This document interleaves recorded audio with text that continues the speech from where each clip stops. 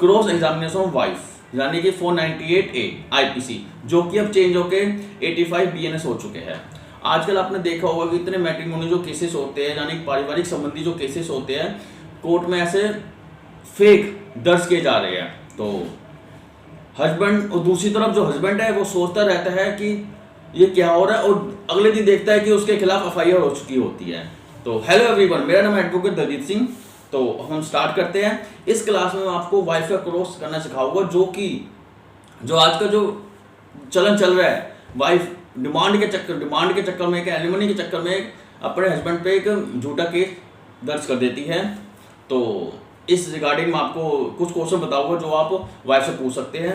First of all, जो wife है एक कंप्लेन देती है, या तो CAW में कंप्लेन देगी या फिर पुलिस स्टेशन कंप्लेन देगी कि मेरे पति ने मुझे मारा पीटा, मुझे दहेज की डिमांड की और मुझे कुछ खाने को नहीं देता, मेरे से ज़बरदस्ती काम कराता है और मुझे नौकर की तरह ट्रीट करता है। ये वो भी कंप्लेन लिख के कंप्लेन या तो CAW में दे देती है या फिर एक पुलिस स्टेशन में अपनी दर्ज करा देती है।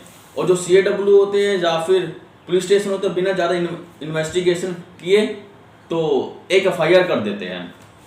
और जब FIR कोर्ट में जाती है तो वाइफ का बयान होता है। बयान होने के बाद जब हमारी बारी आती है डिफेंस काउंसिल की, तो हम डिफेंस काउंसिल उसका वाइफ का क्रॉस करते हैं। उस क्वेश्चन हम वो क्वेश्चन पूछते हैं जिससे ये प्रूफ हो जाए कि जो वाइफ ने अपनी कंप्लेन में लिखा है वो फॉल्स लिखा है, फेक कंप्लेन है।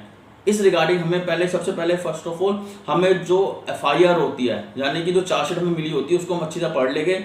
उसमें जो वाइफ ने क्या क्या गवाही दी है, अपने 161 के बयान में क्या दिया है और 164 के बयान में, उसको अच्छी तरह पढ़ लेते हैं। और साथ में जो उसकी तहरीर होती है यानी कि जो उसकी फर्स्ट कंप्लेन होती है उसको भी पढ़ लेते हैं। पढ़ने के बाद फिर हम क्रॉस करते हैं। सबसे पहले तो हम ये बोलते हैं कि उस वाइफ से एक क्वेश्चन पूछते हैं कि अच्छा, आपने अपनी कंप्लेन में लिखा है कि आपने अपनी मैरिज पे 50 लाख रुपए लगाए थे, तो अब ये बताओ कि 50 लाख लगाए थे तो कोई बिल आपने अपने एग्जिबिट बिल दिया है आपका जिससे प्रूफ हो सके कि आपने 50 लाख रुपए लगाए थे।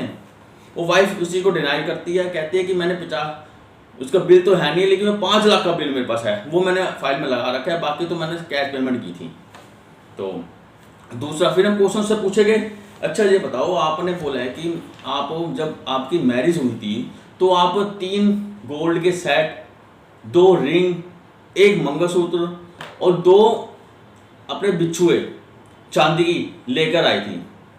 तो अच्छा, आपने ये जो ज्वेलरी लेके आए हो इसका बिल आपने अपने फाइल में लगाया है?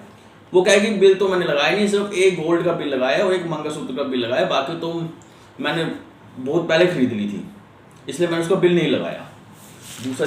तीसरा क्वेश्चन फिर से ये पूछेंगे, अच्छा आपने अपनी FIR में ये लिखा है कि आपके जो हस्बैंड है आपको मारता पिटता है और इतना मारा पिटा कि आपके हाथ पैर में चोट लग गई थी उस वक्त।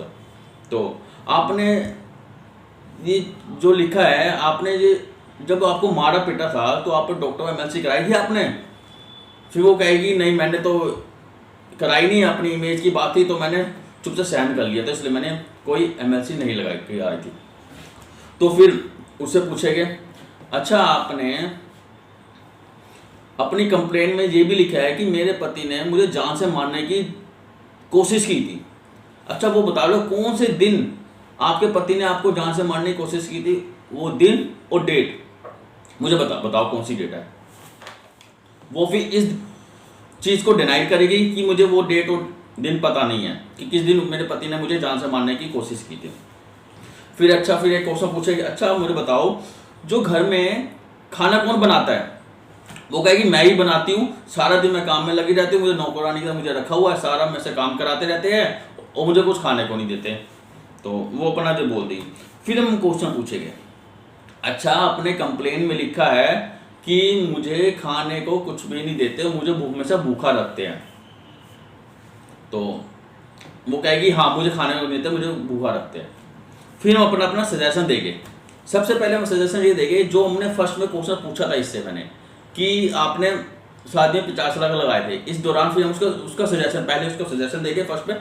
अच्छा मेरा कहना है कि आपने शादी में सिर्फ ओनली 5 लाख ही लगाए थे, जो कि बिल आपने एग्जिबिट करा रखे हैं। ये बोलेंगे। दूसरे में से ये पूछेंगे कि जो हमने जो दूसरा क्वेश्चन पूछा था ज्वेलरी से रिलेटेड, फिर हम लगाए बोलेंगे मेरा कहना ये है कि आपने सिर्फ अपने घर से सिर्फ एक गोल्ड का सेट और एक मंगलसूत्र ही लेके आए थे जो कि आपने अपना बिल फाइल में लगा रखा है। दूसरा सजेशन ये देखे कि आपने, मेरा कहना ये है कि आपके पति ने आपको जान से मारने की धमकी दी थी, वो गलत है, क्योंकि अगर होती तो आपको डेट और दिन आपको पता होते।